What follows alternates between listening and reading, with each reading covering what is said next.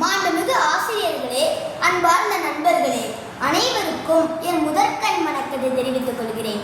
உலக இலக்கியங்களில் ஒப்பற்ற பொக்கிஷமாக திகழ்வது திருக்குறள், திருக்குறள், திருக்குறள். மனித வாழ்க்கைக்கு தேவையான அறம், பொருள், இன்பம் என்ற மூன்றையும் மிகச்சிறிய குறள்களின் மிகப்பெரிய கருத்துக்களாக இந்த உலகிற்கு வழங்கியவர் திருவள்ளுவர். அந்த திருக்குறளின் இதயமாக விளங்குவதுதான் அன்பு ஆகும். அன்பிலார் எல்லாம் தமக்குரியர், அன்புடையர் என்பும் உரியர் பிறர்க்கு என்று கூறுகிறார். இதன் பொருள், அன்பில்லாதவர்கள் தங்களுக்கே உரியவர்களாக வாழ்கிறார்கள், ஆனால் அன்புடையவர்கள் தங்கள் உயிரையே பிறர்க்காக அர்ப்பணிப்பவர்கள். அன்பு என்பது வார்த்தை அல்ல, அது ஒரு செயல்.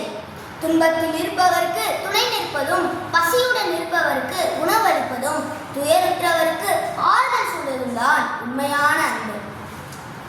அன்பே சிவம் என்ற உயர்ந்த கருத்தை நம் வாழ்வில் நடைமுறைப்படுத்த சொல்கிறது திருக்குறள். இன்றைய உலகில் மனிதர்கள் தொழில்நுட்பத்தில் முன்னேறினாலும் மனித நேயத்தில் பின்தங்கிக் கொண்டிருக்கிறோம். இப்படிப்பட்ட காலத்தில் திருக்குறள் காட்டும் அன்பு நெறி நமக்கு வழிகாட்டும் மொழியாக விளங்குகிறது. அன்பு இருந்தால் வன்முறை இல்லை, அன்பு இருந்தால் பகை இல்லை, அன்பு இருந்தால் இந்த உலகம் அமைதியானதாக மாறும். அன்பே மனிதனின் அடையாளம், அறமே வாழ்க்கையின் அடித்தளம். சொல் சுருக்கம், சிந்தனை செறிவு, தீயவழி இன்பம் தராது. நற்குணமே நிஜமான அழகு. பொறுமை வலிமையின் உச்சம். கோபம் குணத்தை அளிக்கும், சுயநலம் வீழ்ச்சிக்கு வழி. பிறர் துன்பம் தன் துன்பம்.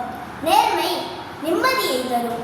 அன்பு உயிரை ஒன்றாக்கும். அன்பிலா வாழ்வு அர்த்தமில்லை, அன்பு மனிதனை உயர்த்தும். அகரமாய் தொடங்கி அன்பிலே முடியும். மனித வாழ்க்கையின் முழு இலக்கணம் திருக்குறள். அறம் வழிகாட்டி, பொருள் நிலைநாட்டி, இன்பம் ஒழுக்கமாய் மாறச் சொல்லும் உயிர் நூலது. குறளாய் இருந்தாலும் அர்த்தம் கடலாய் விரியும், வார்த்தை குறைந்தாலும் வாழ்க்கை நிறையும். திருக்குறளை வாசிப்போம், திருக்குறளில் வாழ்வோம், அப்போதுதான் மனிதன் மனிதனாக இருப்பான். எனவே திருக்குறளை வெறும் புத்தகமாக அல்லாமல் வாழ்க்கை வழிகாட்டியாக ஏற்றுக்கொண்டு அன்பை நமது வாழ்வின் அடிப்படை நெறியாக கொண்டு வாழ்வோம். அன்பே சிவம், அன்பே சிவம், அன்பே சிவம். நன்றி, வணக்கம்.